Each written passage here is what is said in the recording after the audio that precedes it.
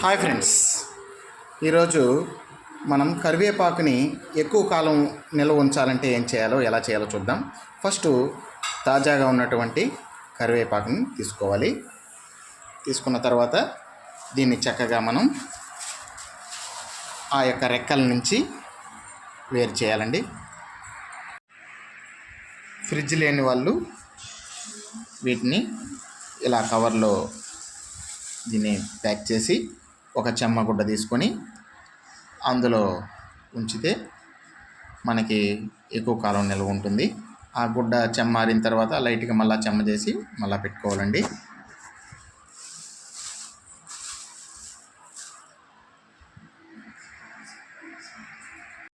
కరివేపాకు రెమ్మల నుంచి మనం చక్కగా ఇలా తీసుకొని ఒక కవర్లో కానీ ఒక ప్లాస్టిక్ డబ్బాలో కానీ తీసుకోవాలండి. మనం ఇలా క్లీన్ చేసేటప్పుడు చెమ్మ లేకుండా చూసుకోవాలండి. చెమ్మ ఉంటే పాడైపోతాయి.